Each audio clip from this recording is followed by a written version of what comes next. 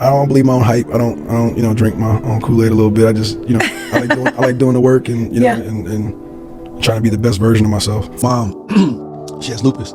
So my mom used to go back to doctor's appointments all the time. And the receptionist at the doctor's office had two boys that was into modeling and stuff like that for like Models and Toys R Us and the Sunday paper and stuff like that.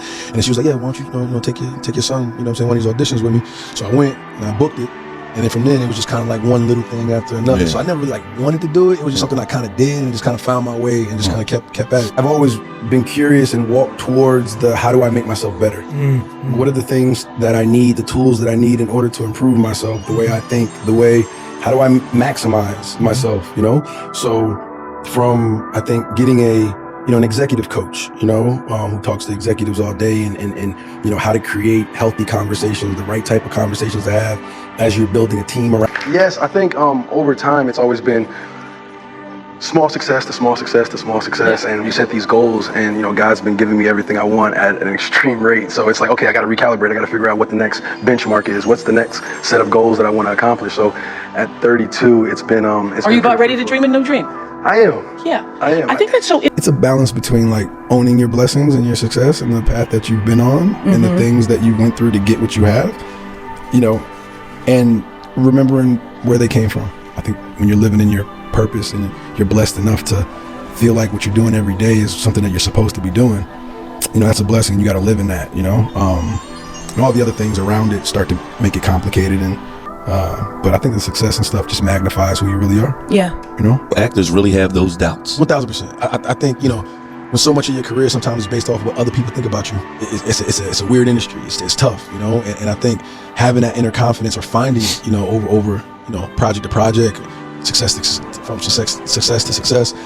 Fruitvale Station was one where Ryan Coogler really believed in me and and it was like, yo, we're going to go out and show the world that you can be like a leading actor. And that was a big moment for me. Mm-hmm. And then fast forward, I think this is another moment for me where it's like, okay, I feel like I just got here. Like I feel like I just got here with this movie. Right. And that's why I think I'm not settled. I'm not comfortable. I'm what's next? I'm trying to push to evolve. Once you know better, you got to almost do better. Once you see it, you can't unsee it. And I refuse to ignore it. I refuse to see it an opportunity that I had to change things and act like it didn't exist. And I think that was the thing for me that was like, nah, I gotta, if that's my purpose, if that's my path, is to just see it and I can see the pieces, and if I can just continue to do this, or if I stay down the pathway on that, and I might be able to make a big difference in my nephew's life or my future grandchildren's life, I got to do that. There's this feeling like, will this be my last film, and what will be the next film, and how will I build on this? So you didn't even have that. I did have that though, because But you already knew you were going to work. But he didn't. Sly didn't even say yes. It was one of those things that was in the infancy stages that we didn't. Nothing was guaranteed, and I think that's how I always approach everything. Nothing's guaranteed, and I got to treat every situation that I'm in like it could be my last, just because the fear of, lack of opportunity. So I think that's what kind of really got the gears turning towards production and ownership and being able to write and create, so I could be able to control my own destiny a little bit more, not wait on the incoming phone calls. Take a page out your book a little bit. Thank you. Yeah. Clear, the acting, all this shit was never really something I was as a kid. I was like, yo, that's what I want to do. Yeah. It's always been like moving with my gut intuition and what like the fate would have it, like where my path kind of led me, like one step after another, and I was like, all right, I'm here. But you got to do what you got to do while you're here and make an impact. You got to fulfill yourself, whatever that may be. You can't do everything. Yeah. I don't want to be oversaturated. I don't want everybody to see me, 24/7, 365, year after year. I want to do things that really move the needle in one way. I want to be very, strategic about the moves that I make and the roles that I play, because you're immortalized forever. Once you get in front of that camera and you shoot a film, that's something that people can, go back to and dissect over and over again. So you want to do things that you're proud of and you really, you have skin in the game. I've never been the director, the captain of the ship. And I think that responsibility, that pressure that, I'm not a dad, but everybody's looking to you for the answer, for the solve, for the leadership.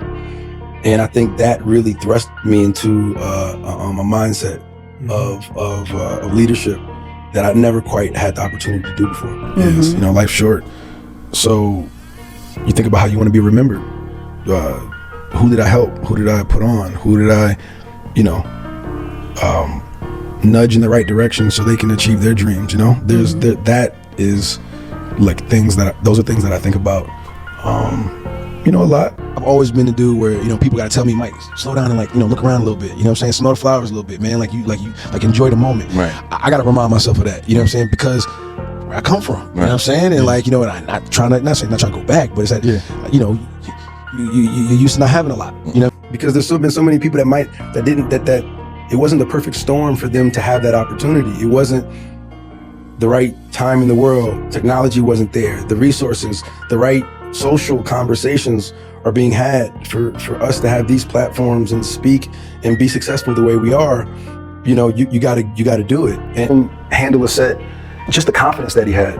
And I remember one day he was like, Mike, you should start directing. Don't wait for the right time. Just, you got it. You've been on set your entire life. Just kind of go for it. Just jump into the deep end. Like, trust me, you got it. And I was like, okay, you know what I'm saying? So that kind of planted the seed a little bit earlier on.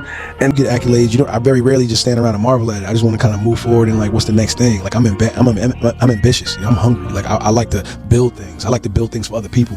I like to build platforms. And like, that's why I started a production company. So I could meditation, you know, you're taking a moment to clear yourself and prepare yourself for the day.